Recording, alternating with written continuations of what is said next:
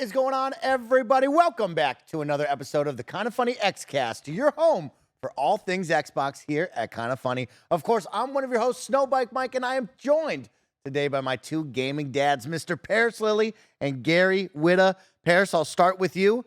Happy holidays to you and yours. How are you doing on a fine Wednesday evening? I'm doing fantastic, and happy holidays to you and your family and everyone at KindaFunny in Spare Bedroom. Really looking forward to the show, and the Game Awards is tomorrow, so I'm very excited to see a lot of people from the industry. We are on the eve of the Game Awards with Jeff Keighley and the crew down in LA, and of course, you will be representing the KindaFunny Xcast crew, Gamer Tag Radio, and of course, you'll see Greg and Blessing down there.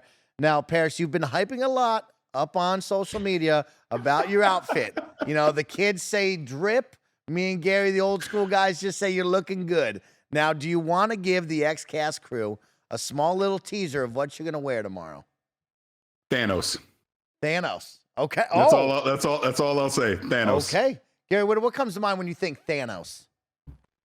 He's very big. Powerful. Big, powerful, strong. Purple. I always like that. I mean, he's got a lot of great lines in those movies, right? I love that. I can't remember who even says it to, but like, there's the character that's like, "You destroyed my life and wiped out my entire race. I've been thinking about destroying you for years." And he's like, "I don't even know who you are." So you're so insignificant to me. I like that, Parris. Well, of course, Thanos inspired. Parris, we're looking forward to all the photos. We know you're going to have a great time down there, so make sure to say hi to all of our friends down in LA celebrating video games. All things that are video games. It's going to be a good time. Gary Whitta, you got something on today that we want to talk about, but let's first check in. How are you? I'm doing okay. You know, it's I'm having, I don't know why, it's not feeling particularly Christmassy. Okay. Yeah, maybe because we haven't put the tree up. We were kind of reorganizing the house at the moment, so like the space for the tree has not been available until just like the last couple of days when we kind of like moved a bunch of stuff around. We're like repurposing rooms, and there's a lot of organization going on. So the tree's a little bit late to go in. Obviously, most people have theirs up already. Yes. I think ours will be up by the end of the week, though, and I think I'll probably start getting into the festive spirit, start playing the Christmas tunes, and yeah, I'm ready to go. I've got two kids, so like the best thing about having kids, or one of the best things about having kids, is I loved Christmas when I was a kid. Yep. I still love Christmas now, but as an adult, it's a different experience, right? You don't love it the way you did when you were a kid. But the nice thing about, I'm sure Parris can attest to this as well, is the nice thing about having kids is you get to vicariously experience Christmas as a kid all over again, like through their eyes. It's brilliant. Oh yeah, you too. And yeah, it's funny. I get to talk with you and Parris here. First time being in San Francisco over the holidays. First time away from snow for Christmas, right? Oh, that's right. You're right. So I believe historically, San Francisco has never had a white Christmas. Pretty wild, Gary. I mean, it's sitting at a nice 55 degrees here in the afternoon. And so it is a different vibe. Like you said, I'm not quite in the holiday spirits yet because I'm so used to snow and the lights and everybody having fun. I noticed on my block, maybe 2 or 3 houses at most have put up Christmas lights and any sort of like effort like that, Gary. What you want to do, if you want to feel very Christmassy around, and this is true in any big city, but like go downtown.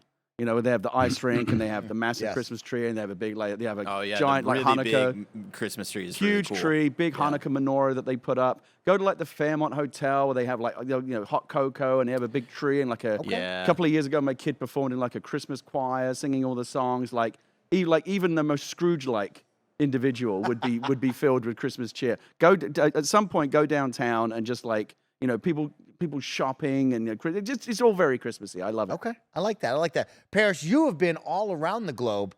When you're away from snow and the holiday vibes, what always brought you back to the holiday vibes? Was it going to see the big downtown special?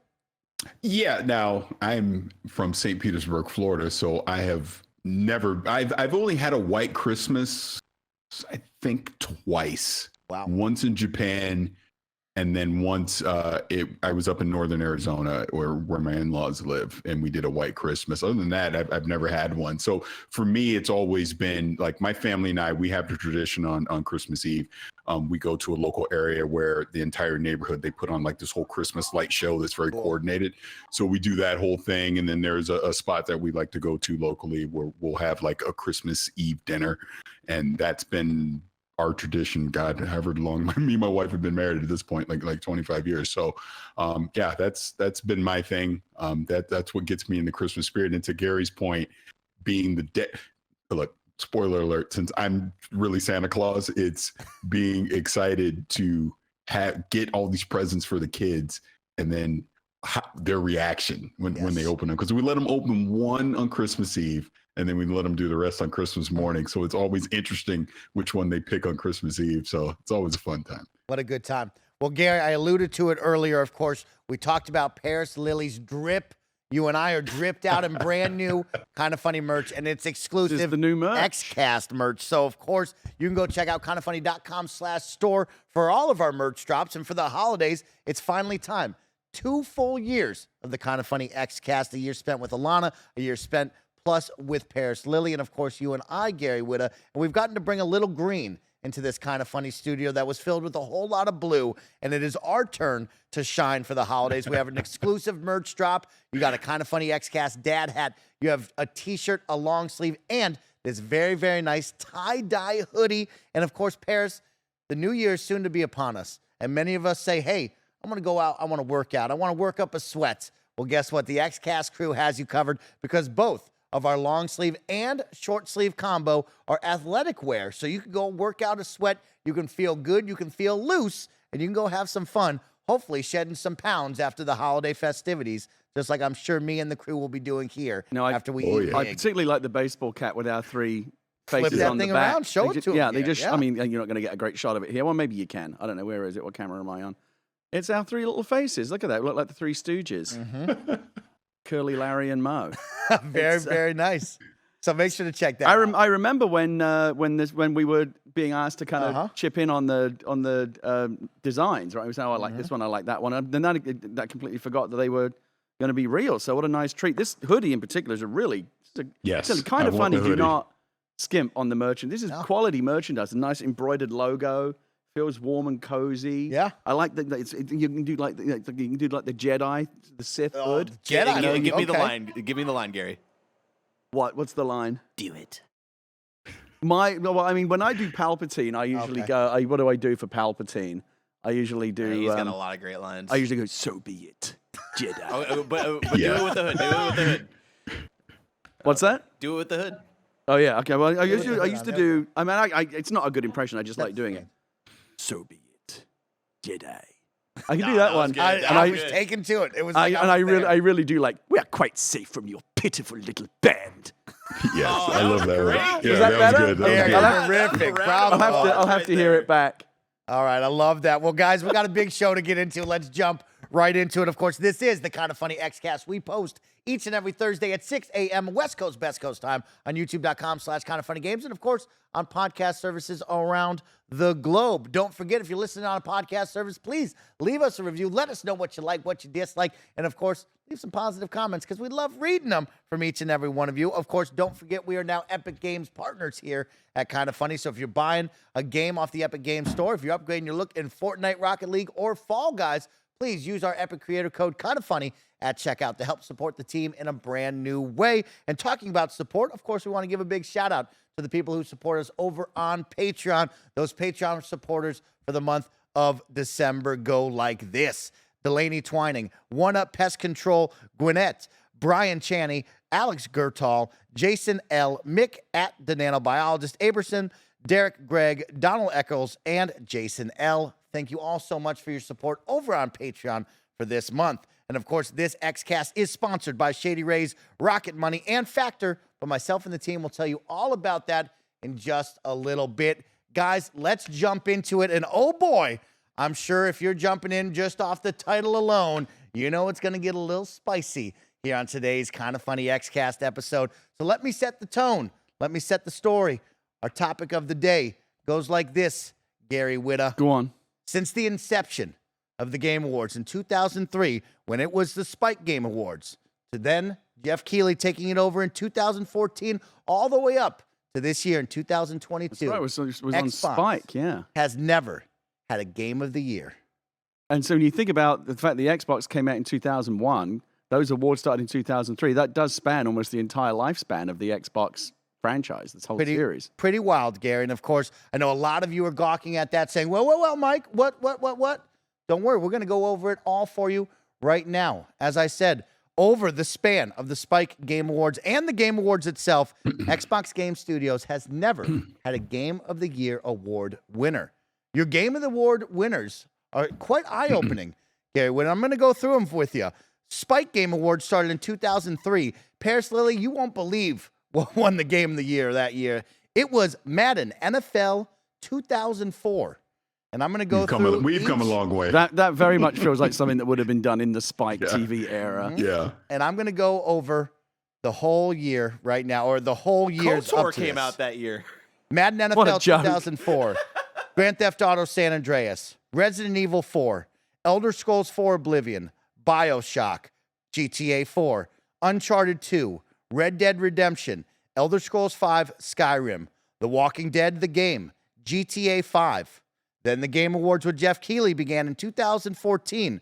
Your winners: Dragon Age Inquisition, Witcher 3 The Wild Hunt, Overwatch, Zelda Breath of the Wild, God of War, Sekiro Shadows Die Twice, The Last of Us Part 2, and It Takes Two. Now, to be fair, I know there's the Game Awards, and especially when it was Spike, the VGAs and all that in the past, they weren't always taken seriously. They were always Correct. considered more about like celebrity glitz and glamour than they were about, legitimate awards. I think there's still a little bit of that, but they have come a long way. To be fair, looking at all of that, I would say apart from the Madden NFL, I know was Madden NFL, was the 2004 one like a banger or something? But for the most part, I'd say other than that, all of those, I think you make a strong case for all of them, right? Okay. So Yeah, Okay, I like that. I'm glad that you guys like that. And I want to break it down a little bit smaller for everyone. We look at this big lens. I go over all of that since 2003. That's a lot of titles. That's a lot of years. Xbox now finding their footing. Let's look at the past 5 years, Gary Whitta, at the award winners really quick. Two have gone to Sony, one have gone to Nintendo, and two have gone to third-party developers. Xbox nowhere to be seen in the last 5 years with a first-party title. And so I pose to the question to all of you, what's up with that, Parris, Lily? Does Xbox not have the games? Do they not have the quality? Why do I look at this list and say, where are the Xbox titles? Well, it's interesting because I'd go back to the 360 era, and I could think of a couple titles off the top of my head that I could see being Game of the Year worthy, like Halo 3 stands out as an example, right? That was a Xbox Game Studio game. I would imagine one of the Forzas during that era would have been, in consideration for that. And you could even argue some of the Gears games potentially would have at least been nominated. I think like Gears 2 as an example. So it isn't that they haven't had any quality games come out of Xbox Game Studios. Now, interesting enough, if you look during the quote unquote Jeff Keighley era, 2014 to where we are right now, that's where you kind of, I would argue, and maybe some people will disagree with me on this, but last year with or was it last year or the year before, whatever year that was? Yeah, it was last year with Psychonauts 2 and something like Forza Horizon 5 absolutely should be in that consideration for Game of the Year. And I'm pretty sure Psychonauts 2 got nominated. It was in the nominations. Yep. Yeah. So there you go. I think more recently, they picked it up, but there was definitely during the Xbox One era, there was a gap with a lot of their own internal games. I mean, I think famously look at Halo 5 as an example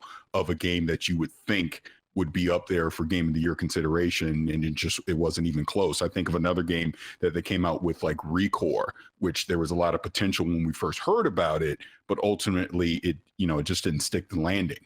I think about something like, because of how it launched compared to what it is now, Sea of Thieves. Sea of Thieves now, oh yeah, I could totally see that being in some type of Game of the Year consideration, like with that Pirates of the Caribbean expansion they've done, with some of the, the fun things they've done with some of the seasons here in the last couple of years, but it didn't launch in a great state. So I think more than anything, that kind of, you going down that list from 03 up to now, it doesn't seem that crazy that they didn't have a winner. But it would be interesting to see how many Xbox games were nominated over that period of time. I would imagine there would be a few.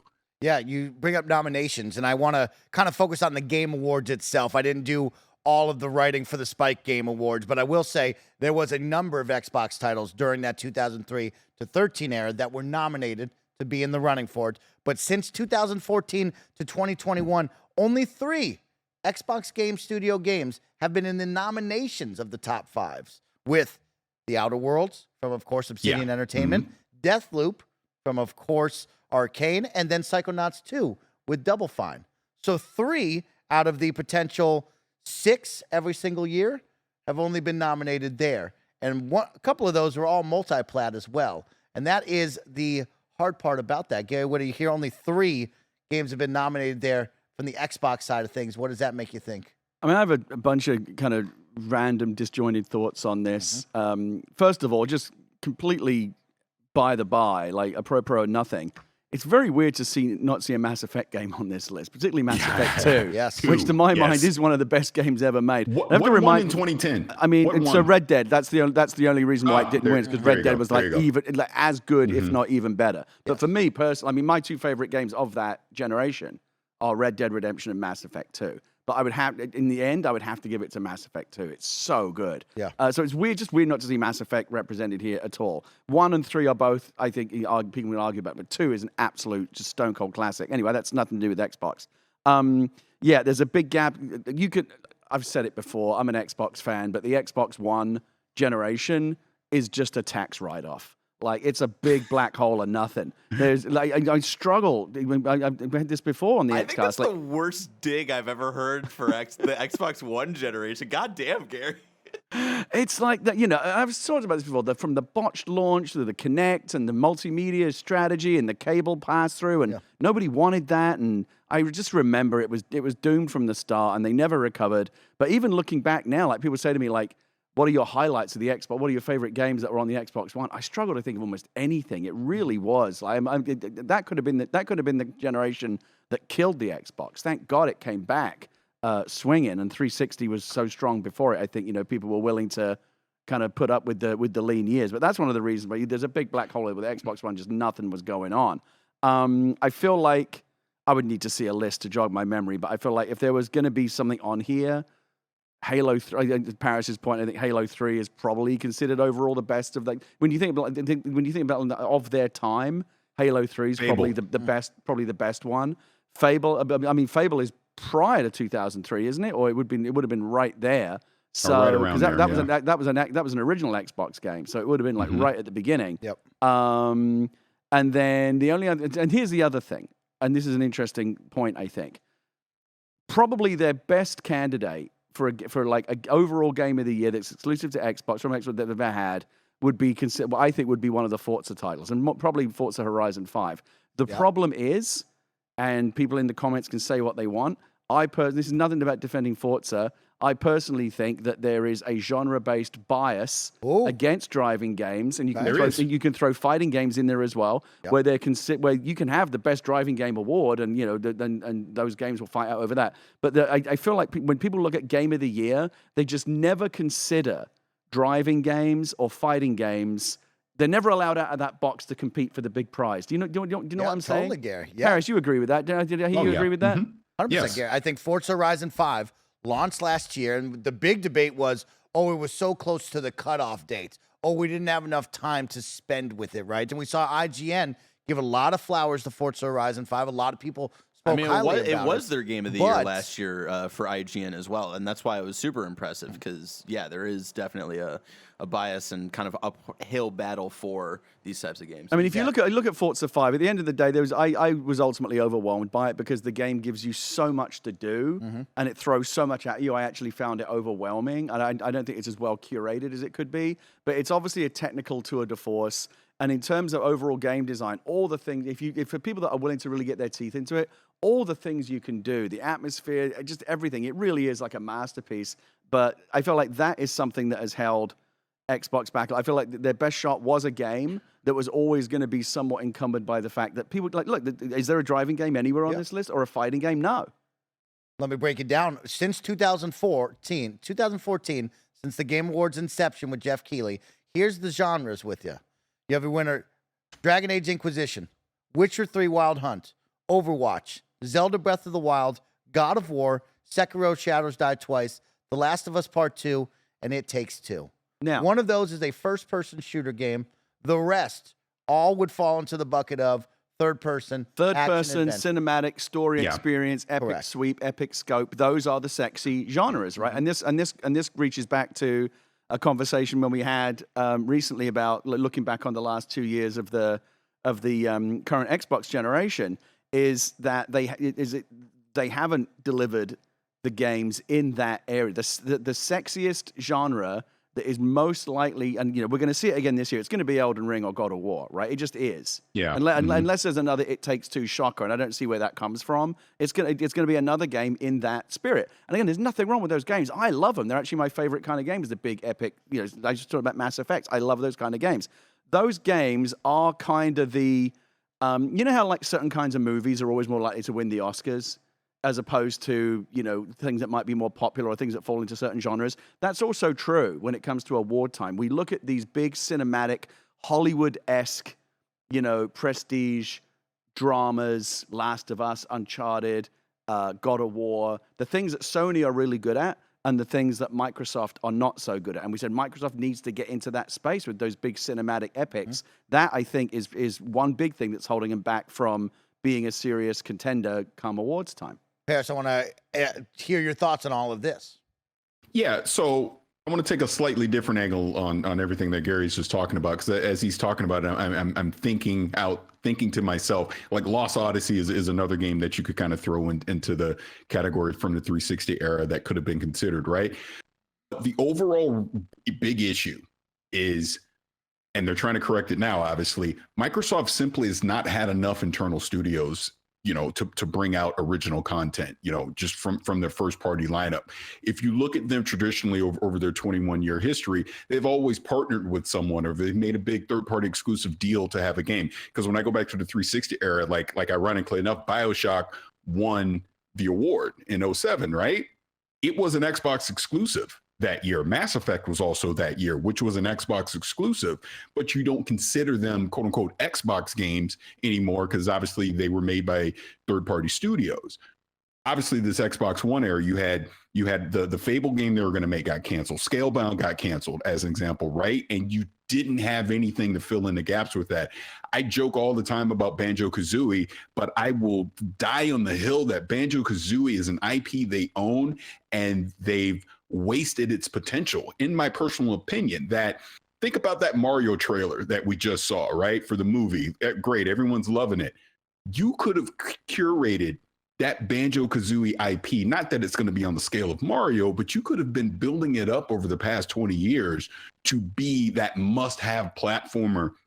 You're excited to see what the next adventure is going to be with the bird and the bear and Grunty and Mumbo Jumbo and all that. Nuts and bolts, that's the next adventure, baby. Well, that was what I was about to say. All we got was nuts and bolts, which, again, it wasn't critically acclaimed, and it's just sat on the shelf that entire time. Perfect Dark is another one where you had Perfect Dark Zero that launched, but it was, we talked about that in, Remember Blank, but they rushed it to launch, to get it out with the 360, and they've sat on it, and we still don't have one. It will probably be 20 years before we actually get another Perfect Dark, right? So they have IPs that they could be utilizing, that they could bring up to be in these Game of the Year categories, and they've just simply not done it. Now, obviously, here in the past few years, bringing on Obsidian and obviously this Activision thing, Bethesda and all that, they're getting the internal studios to now start building out these IPs so that they can have this diverse library, so that when Keighley comes out every December, you probably will start seeing more Xbox games in those nominations. But I think when you look, especially during that Xbox One era, to Gary's point, it was just a wasteland. This is an interesting question that I have with perception with that in the future, with Bethesda specifically, where Bethesda's in the future probably going to put out bangers. Hopefully, Starfield is one of them next year, and if it hits right, it'll most likely be a contender for Game of the Year nominee. Do you think public perception will think of that if it wins, right, in this hypothetical? Do you think people will consider that an Xbox win, though, even though they're under the Xbox umbrella? Or do you think Bethesda, because it's still kind of its own branch within Xbox, people will still consider that like a Bethesda win rather than like an Xbox as a whole kind of thing? I think that's actually a very excellent question. I think we're still so new in this acquisition that it wouldn't be considered a win for Xbox, so to speak. It would be considered an or Bethesda game. But I'll tell you this, and this is just how the world works. If Starfield's not great, you'll blame Xbox. Correct. You know that. That's just how it's going to work. And that right? means if it is great, we're going to claim that because in 2021 that deal went through. So they are an Xbox first-party titles team now, regardless of it all. But it is funny. There will be caveats drawn when that happens. 100%. Now, another IP that, because I can already hear the comments coming. Ori is a standout during the Xbox One era, and I'm forgetting the quote unquote ownership of it. If Xbox actually owns that IP outright, or if and I'm blanking on the name of the studio, Moon Studios, if they own it. But that is one that probably should have been in the nominations, during the Xbox One era for sure. I really enjoyed. I think about Cuphead. That's another one, but we've obviously seen that's now gone to other platforms and things like that. And I guess it'll never get the nomination love that it probably should get because it's just a forever game. But look at Minecraft. Minecraft is something that Microsoft obviously owns over the years that's done some amazing things. Maybe Minecraft Dungeons, as an example, probably should have been in the nominations in some category, and, it kind of got lost in the shuffle. Yeah, I looked back since 2017 at some of the game releases, right? We kind of have a negative tone to this, but there's been quality titles that have come out from the Xbox team. Back in 2017, you had Forza Motorsport 7, Halo Wars 2. 2018, Sea of Thieves, State of Decay 2, and Forza Horizon 4. In 2019, you had Gears 5, Halo Master Chief Collection. 2020, you had Wasteland Remastered, Bleeding Edge, Gears Tactics, Minecraft Dungeons, Flight Sim, Battletoads. 2021, a year that many consider a very strong year for Xbox first-party titles. Flight Sim on console, Psychonauts 2, Age of Empires 4, Forza Horizon 5, and Halo Infinite all came out. And so there's been some quality titles coming from this team, but we don't see the recognition that, of course, here on the Xcast, we believe these teams do deserve and should be nominated for. But when you look at it, we've talked about this, chasing trends on this podcast, right? Should Perfect Dark be a third-person action-adventure game? Should Indiana Jones be a third-person action-adventure game? When we look at the tail of the tape of the Game Awards, all of these winners are third-person action-adventure games. But we've talked about Xbox giving the leniency of make your passion project, make what you're best at, do what you want to do instead of chasing the trends. This all touches on a point that I've been trying to kind of focus my thoughts on and get to. Here's when I talk about Xbox doesn't have those Last of Us, Uncharted, God of War type games. What I really mean by that, when you really get down to it, and this is kind of like my little light bulb moment as I think about this, what Xbox is really missing that Nintendo and Sony have always had is characters, memorable characters that you like and care about and can relate to. Sony can go all day long. Kratos and Atreus, right? Nathan Drake, Joel and Ellie, right? It's on and on it goes. They have great Ratchet and Clank. They have great characters. Nintendo, of course. When you think of Nintendo, what do you think of? Mario, right away. Well, the greatest character in the history of video games. But then it goes on, right? Luigi, Bowser, Kirby, Donkey Kong, all day long. All these amazing characters, right? These characters are what kind of make us fall in love with the worlds of these video games. When Sega launched the Genesis, what's the first thing they did? They created a mascot. They created Sonic the Hedgehog. They created a character to focus everyone's attention. And Sonic became the mascot, the emblem, the avatar of everything that was cool about the Genesis. When Sony launched the PlayStation, what did they do? They created Crash Bandicoot because they know that even though Crash Bandicoot's never been like mega successful on the same level of of Mario and Sonic, they knew that they needed a mascot, an avatar, a character that people could get excited about. Microsoft's never done that. They launched with Halo. I've said this a million times before. Master Chief is not a compelling character. This goes back to what I used to talk about when I worked on Star Wars. We used to talk to people that were around the table talking about like analyzing the Star Wars movies and why some work better than others. We talked about why the prequel trilogy isn't as well loved as the original trilogy. And you break it down to characters. Describe Luke Skywalker to me. Well, he's just kind of naive farm kid who wants to be a hero, wants to like fight in the Galactic Wars and be a Jedi, but he's kind of a little bit, useless and got a lot to learn. Describe Han Solo to me. Well, he's kind of a cocky space cowboy. He's full of shit and swagger, but he's got a heart of gold and comes through in the clutch. Describe Princess Leia to me. Well, she's very graceful and elegant, but she's also super smart and takes shit from no one and can kick some ass. Now describe Qui-Gon Jinn to me. He's a Jedi. Now describe Amidala to me, Padme Amidala. Well, she's the queen. But it goes no further because those characters aren't as well fleshed out as the ones in the original movies. And Master Chief, like, just now describe Master Chief to me. He's a soldier. He's the hero. Yeah. But like, what does he want? Like, what's his goals? Like, who is he? What are his strengths and weaknesses? What's his character arc? It's really hard to get to because he's behind that fucking mask, and the story is really complicated and opaque. There's nothing you can like get your fucking arms around, and that's what Microsoft is missing. Is they need where's their Joel and Ellie? Where's their Ratchet and Clank? Where's their Kratos and Atreus? Where's their Nathan Drake? They don't have it. They have Master Chief, and it's just not. He's not. I know he was always he's become a popular mascot. People love Master Chief, but there's not really that much to it. Forza's great, but it's just a bunch of cars. There's no characters. They need that. They never checked that box, and they so seriously need to do it going forward into the next generation. Well said there, Gary Whitta. Well, I want to ask, what is next? Because, of course, the Game Awards this year will not feature any Xbox first-party games on the big stage for the Game of the Year award, but maybe next year we could see that and beyond. And so I want to ask you both, what game do you hope will be the next Game of the Year for Xbox first-party studios? Right after a word from our sponsors.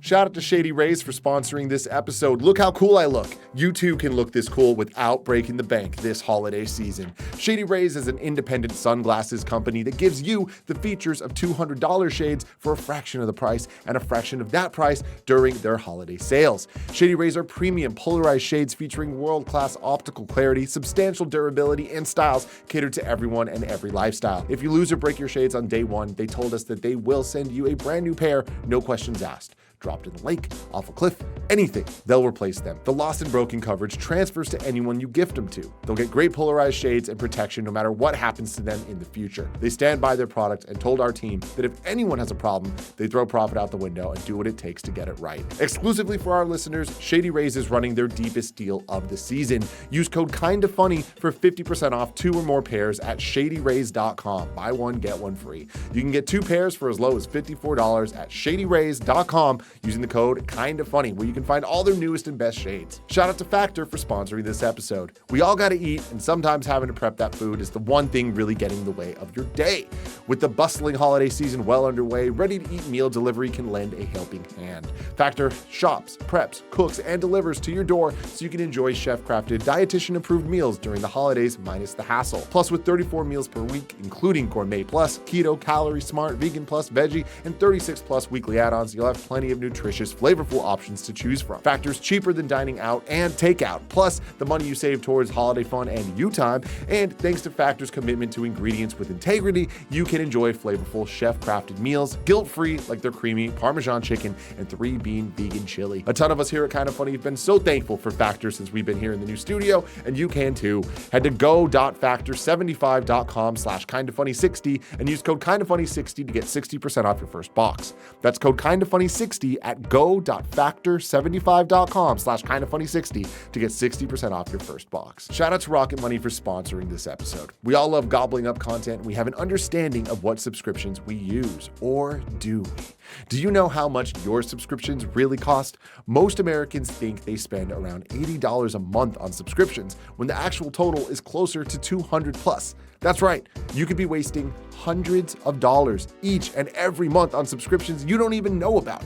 There's this app we love using that takes care of that for us, and it is called Rocket Money, formerly known as Truebill. The app shows all of your subscriptions in one place and then cancels for you whatever you don't still want. Rocket Money can even find subscriptions you didn't know you were paying for. You may even find out you've been double charged for a subscription. You can get rid of useless subscriptions with Rocket Money now. Go to rocketmoney.com/KindaFunny. Seriously, it could save you hundreds per year. That's rocketmoney.com/KindaFunny. Cancel your unnecessary subscriptions right now at rocketmoney.com/KindaFunny. All right, guys, welcome back.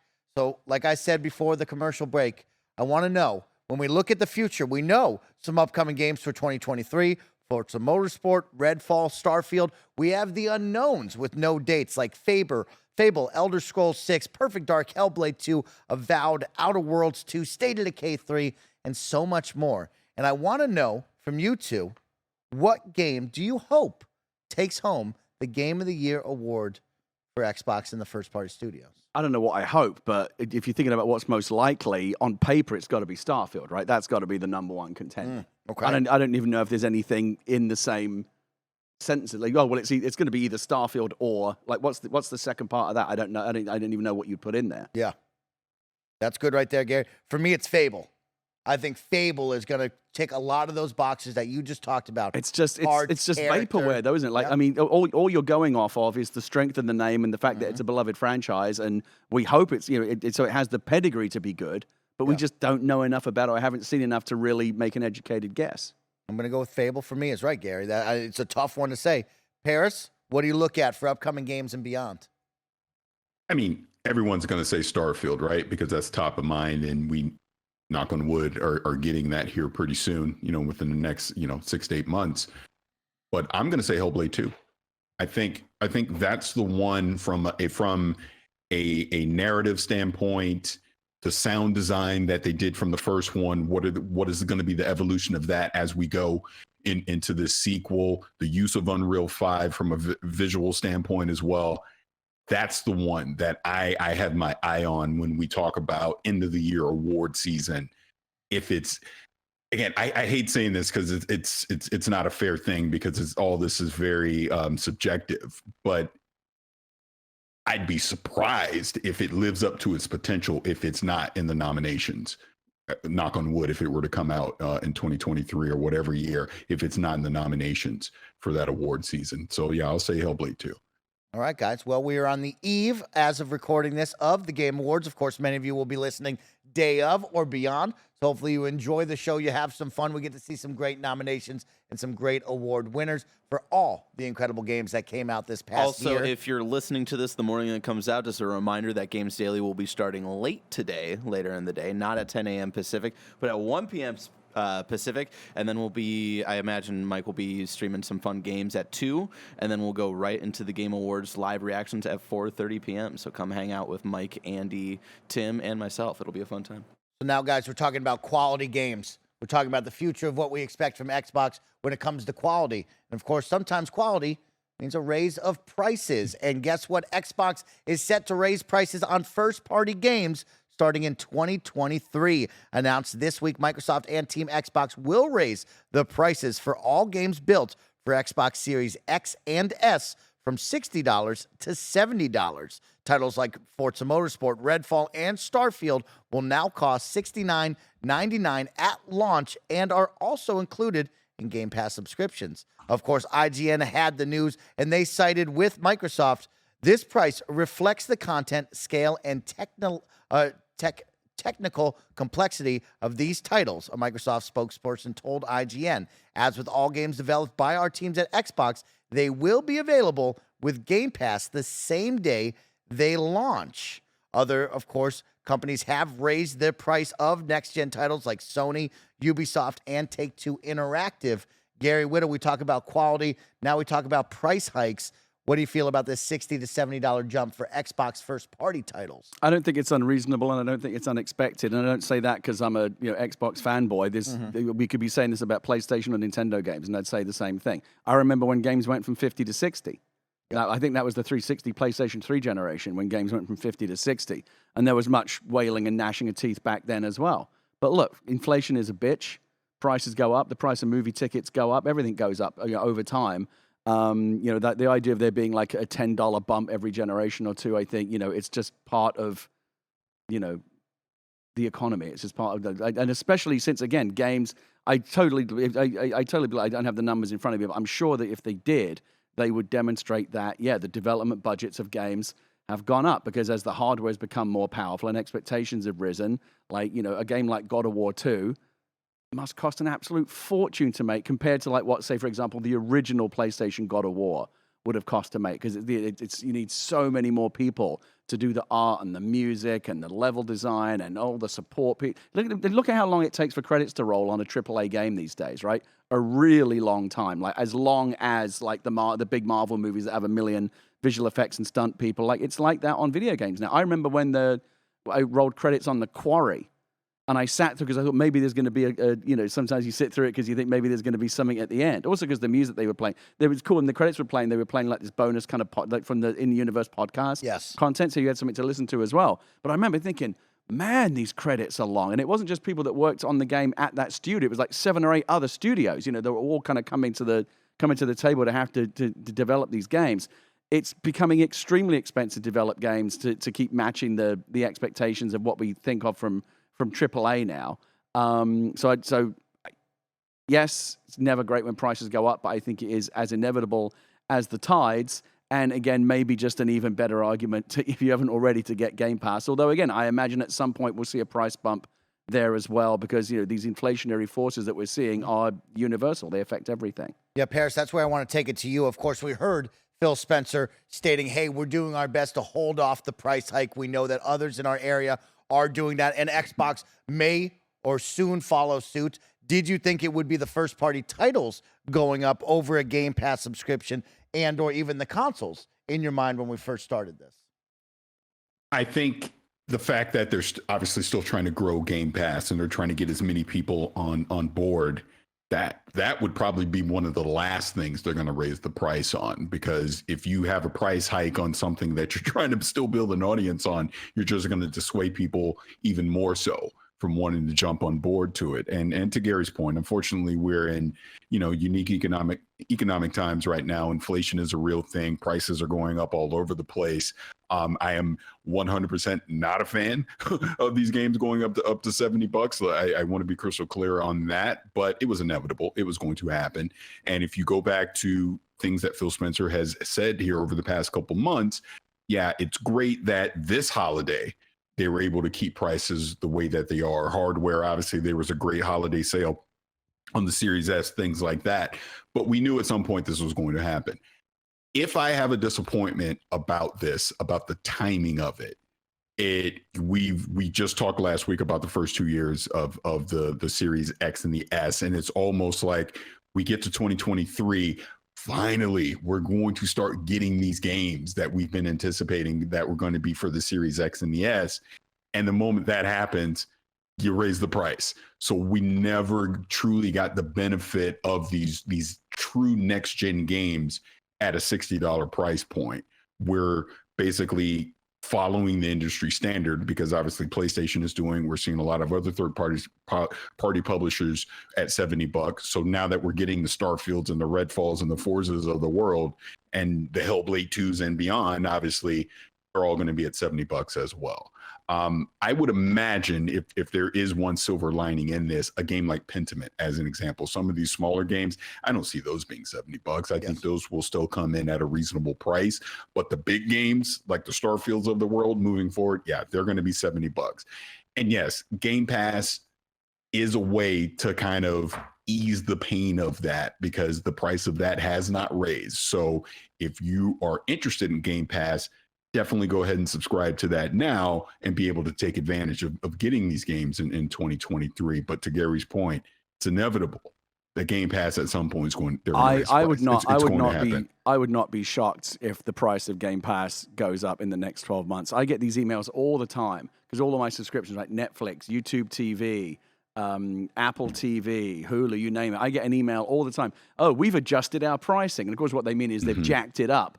And the price of my subscriptions have gone up like $2 or $3, sometimes $5, $10 at a time across the board. So again, it is these universal inflationary forces. I think it's impressive that they've kept the Game Pass price as stable as it is, and I think they could probably add a little bit on, and it would still be the best value in entertainment because we love it so much. But yeah, I would be shocked if you didn't see the price of Game Pass go up in the next 12 months, and I'd also be shocked if you didn't see Sony follow suit as well, because Microsoft, I don't believe, are doing this because they're greedy and they think they can just fleece us for an extra $10. They're doing it because the economic headwinds are telling them that they have to. And unless Sony and Nintendo are operating on completely different business models than Microsoft, which I don't think they are, they're going to be looking at the numbers and coming to the same conclusion at some point as well. Yeah, the quick breakdown, of course, we've been talking about it all these years of Game Pass, right? The price of Game Pass for 1 year is the cost of 3 games. Right. Now the 3 games times That's 70 again, is but gonna that's be mad when you think about it. $210. When you think about what you get, right? Wild, right? And of course, Game Pass right now, $15 times 12,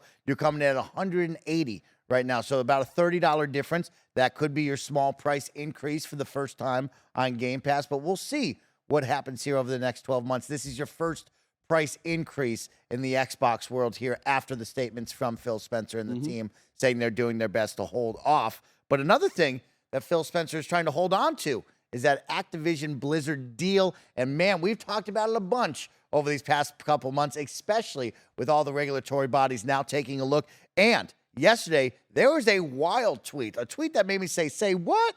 Coming out from Phil Spencer on Twitter.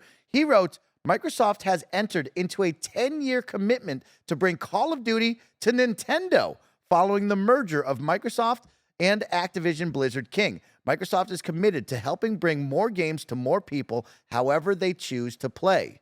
I'm pleased to confirm that Microsoft has committed to continue to offer Call of Duty on Steam simultaneously to Xbox after we have closed the merger with Activision Blizzard King.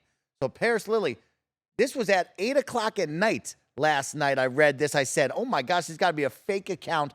Phil Spencer's tweeting about Call of Duty and Nintendo of all things, but a 10-year commitment to bring Call of Duty to Nintendo and, of course, Call of Duty to stay on Steam. What are your thoughts on that during all of this hubbubaloo of back and forth between Sony saying 3 years isn't enough? We scoffed at that deal to them turning down 10 years. Now Nintendo getting on board with this. What do you think? I think it's good. I saw it last night as well, and I quote tweeted Phil, and I was like, good. I go, good. You're bringing it to another platform, and look, it's eventually going to be on PlayStation as well, but it's going to be on Nintendo. It's going to be on Xbox. It's going to be on PlayStation. The fact that they're keeping it on Steam, which isn't a surprise as well, you're getting it in wherever you want to go play it, you can go play it. And that's the whole point. And I would imagine at some point cloud factors into this as well. But the fact that they're saying we're committed and we're signing a contract with Nintendo to say we are committed to making sure that this game will be on your platform for a long period of time. We've offered the same exact thing to PlayStation as well. We're willing to put, pen to paper on this. We're willing to give a real tangible commitment and not just lip service that to this game, to get this acquisition to go through. So it's smart business. I'm not shocked at all. And I've said from the jump, I think this eventually does go through. I don't see a realistic reason why it shouldn't, because Xbox has said we're not going to take this game away from people. And all of it seems to be centered around Call of Duty, when, as we've said before, the real prize is the mobile side of this. That's what Microsoft truly wants out of this. And it makes sense. That's how they're going to reach more gamers, is on the mobile side. So if you need to make concessions and sacrifices for Call of Duty, then you do it. And that's exactly what they're doing. So I know, PlayStation is still playing possum with this and there's a back and forth, but ultimately, I think they'll come to the table, they'll agree to something, and, we'll just move forward with it at some point in 2023. Gary, what are initial thoughts after this tweet? And, of course, the idea of Call of Duty being on the Switch. What do you think about that? I think that there's definitely a regulatory component to this, right? Microsoft knows that they need to be making representations, anti-monopolistic representations, so that the FCC and also some of the more aggressive regulators in the UK and Europe, who tend to be a bit stricter, they need to show them that they're in good. That this is not a monopolistic move that they're making. That games will still be available to everyone. And it's interesting. When I saw this, I was genuinely surprised, because most of that conversation has been around Call of Duty on the PlayStation, right? Because Call of Duty and PlayStation go together like bacon and eggs, and like we just the idea that there would come a time when Call of Duty's not on the PlayStation anymore seems bizarre. On the Switch, on a Nintendo platform, it's really interesting, because I was thinking earlier, like, when was the last time there even was a Call of Duty game on Nintendo? Maybe you may have to go all the way back to like the Wii. It was on the Wii, yeah. And that was when Call of Duty was just World War II, right? Before Modern Warfare changed everything, right? And now of course, you would ask the question, so Call of Duty is one of the biggest games out there, right? And the Nintendo Switch is one of the biggest platforms out there. Why wouldn't you put them together? Well, the simple answer is the Switch is not that powerful, and Call of Duty is just, there's no way to get it on there in any, I'm sure they've looked at it. There's just no way to do it. It's not viable. Call of Duty is a really, really intensive game technologically, right? It's going to push your system. And the Switch is just going to shit the bed if it has to play a modern warfare type game. So here's what's interesting about that. I suspect that in order to, as much as Phil wanted to give that commitment, so he could go to the FTC and go to the regulatory bodies and say, look what we're doing, Call of Duty for everyone, Nintendo, you get some, PlayStation, look, we're not bringing anything in-house, like this is not going to change anything, please let this go through. And by the way, I do think it will go through. As Michael Pachter, who's been, analyzing this for a long time, has said, it's going to go through. It's just going to go through with certain concessions. And you're seeing that, these concessions being made, in public in real time right now. The interesting thing about the Nintendo side of it is, okay, we're going to bring Call of Duty to Nintendo. Okay, notice he didn't say the Switch. He said we're bringing Call of Duty to Nintendo. They can't bring Call of Duty to the Switch unless it is a massively, massively stripped down version that I don't think anybody really wants. My guess is in their conversation with Microsoft's conversations with Nintendo, there's been some assurance that more powerful hardware is coming, that they can actually run Call of Duty on. Without, Nintendo obviously doesn't want to tell Xbox what they're up to, but I'm sure there's been a very, very strong intimation or some suggestion as just that, yes, you will be able to bring Call of Duty for Nintendo for the next 10 years, and it's not going to be like a joke how we're going to get it to run on this hardware. We already know there's going to be something to succeed the Switch in the next 10 years, probably in the next 1 or 2, right? Sooner or later, the Switch I love it. It's a brilliant machine. I would put it in the top 5 game consoles ever made, but it is really showing its age now. It is really struggling. Look at the issues they just had with Pokemon,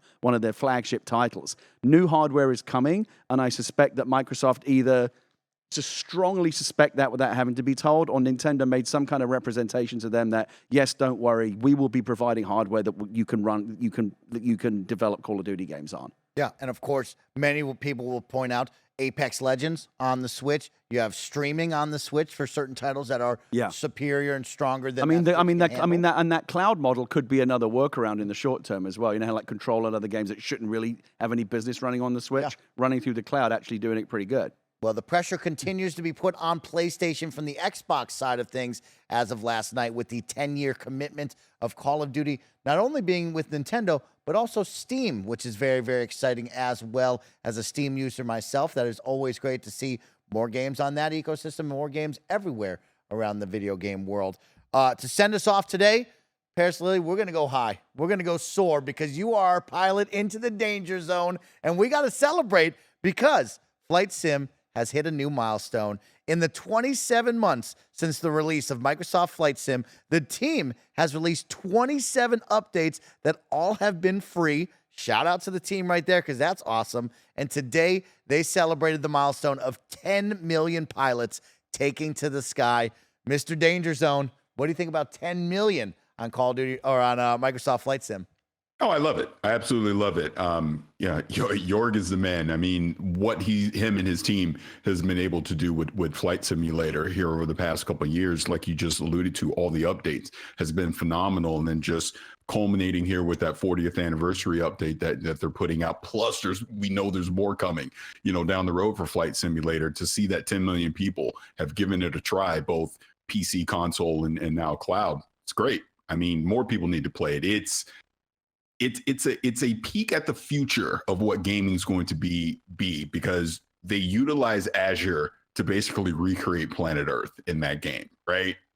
That's a peek at the future of where gaming is headed, being able to use cloud compute, to kind of give an assist to some of the games that we play locally. So what they've been able to do, and not to mention, even on the PC side, DLSS 3 is now on Flight Simulator as well. So now there's even more performance, with some of these high-end graphic cards as well. So it's great. Happy to see. I hopefully more people will check it out. It's a great game. Gary, what do you think? 10 million pilots going out there having some fun. I know you and we've taken to the skies. You happy about that number? I think it's incredible that it's reached a number even anything like that, because I mean, it's a technical masterpiece. It really is just an incredible achievement of engineering, and you look at what goes into it, and it just boggles the mind. I've watched some of these 4K videos that people post on YouTube, people that have like the big flight rigs at home and really take it seriously and build their cockpits, and they do like a full flight from like, Tokyo to London or whatever, and the weather and everything, and it's like, my God, this is a video game. Like, it looks photorealistic. It looks, I mean, they're running on obviously on high-end rigs, but they look absolutely incredible. The thing that's amazing about that is that many numbers, and it's not like a game with super broad appeal, right? Like, it's a niche game. Like, people that are really into, I remember messing around with it thinking, like, even in like super dumb mode, like, you've got to spend some time with it. Like, it's not just like take off and fly around. Like, there are ways to kind of just drop into the action, and they do find ways to make it accessible. But the real meat of that game is for the real kind of dial twiddlers and the throttle jockeys and the people that have, again, like the 3 screens and, all of that stuff. And so to me, it's amazing that a game that has such kind of narrow and deep appeal has broken out to that many sales. It's remarkable. And again, I'm old enough to remember I used to edit PC Gamer back in the days when Microsoft Flight Simulator looked like shit. Like, it was, and the thing that I'm so happy for people that are into flight sims, because on the PC side in particular, flight sims used to be one of the biggest genres on PC. It used to be flight simulation, real-time strategy, first-person shooters, like those. That's where people in the 90s, when I was like really heavily in PC gaming because it was my job, those were the big games. Flight simulation was huge, and Microsoft Flight Simulator was the Mac Daddy of that world. It was the one that everyone looked up to because it's always been good for its time. You go back and look at it now, you see watch the evolution of flight sim videos over the last 20, 30 years. It's incredible to watch. But all of those people that labored through those terrible graphics and just they did their best to kind of enjoy it, even though it didn't look great because they were running on like a 486 PC or a Pentium 90 before even 3D acceleration. Look at what they get now. Like, that's the dream. When they go, oh, one day, how good could Flight Simulator could like look so photoreal. Just imagine if that day ever came. Well, it came. It came. And the Flight Simulator fans who have been around for a long time finally got to the pot of gold at the end of the rainbow. And again, I'm just vicariously really happy for those fans because it's evolved to this amazing thing. Yeah. Shout out to the team over there. I am one of those casual audiences that got to be able to jump in and loved every moment up in the sky. So congratulations on 10 million. We'll look to have many more flights. But right now we have to say goodbye to our pilot, our captain, Parris Lilly, who has to run. And of course, we're going to end this show. Gary, I got to tell you about Diablo 4. So we're going to do a quick 10 minutes all about my time with Diablo 4. Parris, we'll catch you a little bit later. See you, my friend. All right, see you. Allegedly, I'm having in and out with Hideo Kojima and Greg Miller at the Game Awards, but we'll see about that. But I'll see you guys soon. Goodbye, Parris. Gary Whittle, let's jump right into it because I don't want to take too much time out of your day. But we got to talk about Diablo 4. Yep. Because I know you're a Diablo fan just like I am. And man, oh man, I was invited to take part in a fun hands-on preview event with the Blizzard team and talk about Diablo 4. Of course, there will be no story spoilers at all. But man, I'm going to share all of the hype about Diablo and what Blizzard is bringing to the table. To set the tone really quick, Gary, something that stood out to me, Rod Ferguson talked to everyone during our pregame meeting and kind of talked about the history of Diablo. And I'm sure you and I really have good touchstones with Diablo 1 to Diablo 2, and then, of course, Diablo 3. 10 years ago, Gary, pretty wild to think about. 10 years ago was Diablo 3, and now they're looking to make Diablo back and relevant again. When you think about it, you had Diablo 2 Resurrection, you've had, of course, Diablo Immortal, and then Diablo 4 coming out whenever they announce the date. And it is wild to see the resurgence of Diablo and what could be the next best thing, and of course, the new staple of many fans. And I will say Diablo 4 is going to make a big splash here very, very soon. Once that date, whatever the date is they announce, it's going to be great. Like you said, they didn't even have a date. It's several months away. Why were they doing this kind of hands-on event now? You know, Gary, that's a very interesting one. I think they wanted to get out there and show us a small slice of the game and allow us to talk about this, right? And so we got to see the prologue and, of course, the first section, Fractured Peaks, up to level 25 that we'd like to spend about 10 to 15 hours. I'd probably put about 10 in. I know the lovely Joey Noel on the Kind of Funny team spoke about it on Kind of Funny Games Daily. She maxed out at 25, spent about 15 hours inside of Diablo. And Gary, I'll tell you what, I got lost in it. I mean, let's talk about the setting and the tone, right? This was something for me. Diablo 3 lost that dark tone, that dark, gritty, medieval fantasy tone that I wanted out of Diablo 3. Diablo 2 had it. Diablo 3 didn't fit the tone, but it killed the gameplay, right? It was very, very good on the gameplay side. This one, the team really touched on. They want to get back to that. They want to make something where you can't have kids in the room, and you could feel that. You could see that from the moment jump. Of course, Blizzard is very well known for their incredible CGI cutscenes, and I'll tell you, this is worth never skipping a beat. I was at the edge of my seat watching every single one of the cutscenes. The story was engaging. I was into it. And also, Gary, they have a lot of heavy presence on presentation and story because you'll also have in-game cutscenes with different camera view angles. Your character will be a big mainstay because character customization now is at the forefront of Diablo. Of course, many will know Diablo 3, you could choose between a male and female character, but you couldn't customize your character as in-depth as this. Now you have a full character creator on all of the 5 classes, which was really, really impressive. I didn't think I was going to buy into it. I didn't think I was going to love it. Gary, I was blown away by the character creator. I will say, facial hair doesn't look good. Not many games nail hair, but once I got past that and I made my sorceress, she was impressive, incredible to look at throughout all of this. And it was fun to see her in the actual in-game cutscenes. I really took a big little thumbs up from that one saying, man, that's really cool. And then going forward, Gary, I mean, it's Diablo, right? It looks good. It plays good. It will be the first ever Diablo to launch day and date on console as well as PC. That's nice. And I played exclusively on the Xbox Series X. I can tell you it looked good. It played good on controller, and it was fun to get back into the Diablo world. All of your favorite scary monsters, from the goat men to the little goblins who were running around these fractured peaks. The world is massive, Gary. It felt like I was in World of Warcraft if you zoom out the map. It is a massive open world that they're taking on. They have some really cool traversal moments that aren't just your normal, hey, you've walked into the new Stony Fields area, or hey, you walked across a bridge into the Forgotten Plains. Now you're like traversing over a mountaintop, hand over hand on a rope. Maybe you're climbing up the side of the mountain. Sure, it's nothing game breaking, but it's really cool just to see the production go up a little bit of like, hey, that was well thought out to make that unique and different, right? Which I really, really love. Another one is the world has a lot going on, Gary.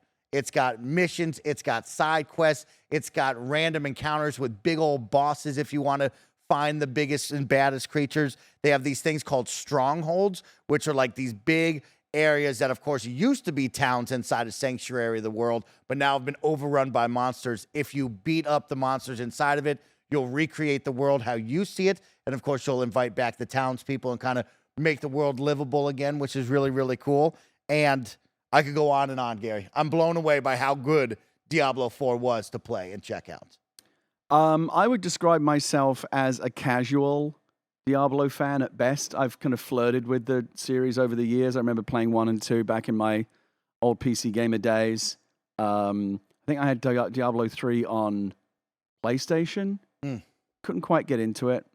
And then most recently, probably the most I've ever spent playing Diablo was with Diablo 2 Resurrected. Oh, okay. Which was a very solid remake of the classic. Yes. And I was playing online with friends. We were doing co-op. I was playing with some people that were like much more into Diablo.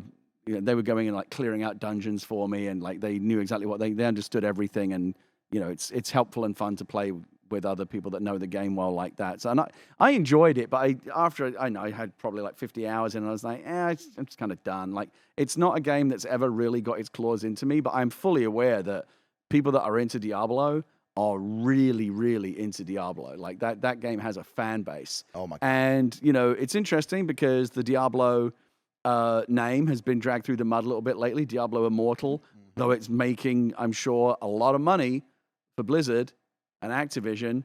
It also generated a ton of really negative energy around it, all the way back from that very awkward announcement that they did. Right? Y'all don't got phones, he said. We all remember. And you know, and then the game came out, and it was actually worse than many people feared. I remember watching several YouTube, because I was fascinated by it. Watching several YouTube videos that explained just how aggressive the pay-to-win microtransaction system was. And I saw people say, I was able to play it without putting any money in, and I had fun or whatever. But if you really want to get it, and again, people that really want to get into Diablo and like get everything out of it, in the old Diablo games, the way you would do that is just by playing it a lot and practicing and getting better at it. In Diablo Immortal, the only way to do that was at some point you had to start putting money in, or it would like absolutely chronically throttle your progress. And we've all saw the stories of people that put these whales that put tens of thousands of dollars into these games, to get these gems. And when you get into the mathematics and the algorithms of how these gems are generated, and the high end game items that you've got to have, it's mind-boggling just like how much you've got to ultimately put into the basically it's like playing a slot machine, coin after coin after coin, maybe this time, and Activision's laughing all the way to the bank. And so that was not, I think overall that's not been great for the Diablo brand. And I think it kind of bled a little bit into the early hype for Diablo 4, where people were like, well, it's not going to be like that, is it? You're not going to be putting that bullshit in Diablo 4. And Blizzard had to really go out of their way to say, no, that's not what we're doing. This is going to be a traditional, Diablo Immortal is its own thing. This is like traditional Diablo. That aside, what you've been saying, I mean, I've seen other people that had the same hands-on impressions, and it feels like the vibe around this game is very positive now. But as people are getting closer to, like you obviously got a really good taste of it, right? 25 levels and the whole chunk of it, played for like 10 hours. So that's more than enough to come away with some pretty solid impressions. And it's like I said, I've been seeing it around the internet, and I've seeing other people. And this is for a while. I think people have started to feel like put Diablo Immortal in the rear view and just focus on this. Diablo 4 actually does look really good from what we're seeing. And now that it's interesting, I think the fact that they did that hands-on, that they were willing to show so much of it, demonstrates that they must feel really confident about what they have. Yeah. Right? It was very impressive, Gary. I mean, visually, of course, it's clearly a, whatever you want to call it, it's a early build, right? Because there was still a lot going on from text-to-speech things. Voice lines weren't in there, right? We had a bunch of watermarks all over our screen, so I couldn't see the perfect visual. So it was very early on, but it was very nice for them to invite us in and to be able to see it. And something you took away with Diablo Immortal, right? That was something big they wanted to stress during our meetings was there is no pay to win. There, of course, will be a store. It will be cosmetics only, right? There will be none of that where you buy a certain item and it will change the way you play. So that was impressive. They have a big, big vision of what is Endgame, and that's something that they were working on. We didn't get to see any of that. Of course, we played the beginning, but Endgame content is going to be very big for them. There's PvP with the Field of Hatreds that they're going to be working on. So all of this is making for a really, really good mixture of what could be Diablo becoming a mainstay in gamers' minds starting off when this. The only thing that's a little bit sad is that because this is coming, I think, relatively soon, we could see it, in the spring or in the summer. Probably most likely before the Activision deal closes. Yes. It's not going to be. This one's not going to be on Game Pass, is it? I mean, once the deal closes, maybe they'll shift it over there. Exactly. But at launch, we're going to be paying that $60-$70. A very interesting one is right, Gary. That juggle of where does this fall? Is it going to be $60 to $70? Is it going to be on Game Pass? When does that deal go through? When could it be a possible hit on Game Pass? It'll be really fun. And to also, see that. it's interesting just because it's the first real big new game from Blizzard in a really long time. I don't count Overwatch 2. We don't count Overwatch. Because Overwatch 2 is 1.2. 1.2, right? That's what it is. So it honestly baffles me that they thought that was a sequel. Yeah, the new World of Warcraft expansion. The new, I mean again, those are going to continue to roll along. But like, I think of Diablo 4 on the same level as I would think of like StarCraft 3 or Warcraft 4. So the games that we're probably never going to see. Like the three main pillars. I mean, you would now add Overwatch, but like historically, the three main pillars of Blizzard have been Warcraft, StarCraft, and Diablo. Yes. And this is the first time since StarCraft 2, which was a long time ago, that we have seen a major new full-on entry in one of their key franchises. It's a big deal. It's exciting, Gary. And I'll tell you what, if you want to learn more, of course, go check out me and Joey's in-depth thoughts on Kinda Funny Games Daily for, of course, December 7th. 2022. We take over the show and talk more about our hands-on impressions. I want to give a shout out one more time, of course, to the skill trees. Everybody knows that in Diablo, choosing your abilities and skills are a big deal, right? And it's usually buyer's paralysis, right, Gary? It's just like, I can't decide on what I want to be, but the cool part is you can respec at any time for a small amount of gold. So it was very encouraging to see that and be able to choose a certain class, whether I wanted to go all fire on my sorceress and then say, you know what? I don't dig that. I want to go a mix of lightning and ice. That's really cool. Does it I become love more that. expensive every time you respec? No, it was all very minimal. I never had a moment where I didn't have enough. Never at all. So it was very, very minimal. And yeah, it was very well thought out of the world. Once again, that world is big, Gary, and there's a lot of depth and things to do, right? Side quests and main quests have a really great backbone of the story going on. Side quests are all engaging, giving you more pieces of the world. But then on top of that, there's public events where you're going to run into other players, right? This is full cross-play compatible with this game, which is very exciting stuff, right? And then on top of that, there is like strongholds like I brought up. There's big dungeons that you can run through. All of this, to me, after what I just saw, is everything that a mega Diablo 2 fan wants to see from this franchise moving forward. I'm excited about it, particularly in co-op. I think these games are always more fun when you play with a team, with a party. And I can see you guys getting some good kind of funny content out of it as well. Already thinking about all the content that we can do. I'm thinking we're going to do a hardcore run. And if you die, you stand up, you're off the stream. Oh, yeah. And we keep it going, which will be a ton absolutely. of fun. But didn't get to see the mounts. Excited to see the mounts. Didn't make it to that point in my playthrough. But keep an eye on this one, Diablo 4. My hands-on impressions and preview is I'm blown away. And this is one of my most anticipated games coming up. I cannot wait to play this game. But Gary, we got to get out of here. We got to get ready for the Game Awards because you and I will be watching tonight and or tomorrow night, depending on when you are watching and listening to this podcast. But on behalf of Parris Lilly and Gary Whitta, my two gaming dads, thank you all so much for tuning in to another episode of the KindaFunny Xcast. Don't forget, next week will be our final episode of the year. And Gary, we're going to talk about Halo Infinite and their custom game browser, so you and I can jump into some cool Halo Forge created. All right, I'll wear my Christmas sweater next week as well. Deal. Goodbye, everybody. Have a good one.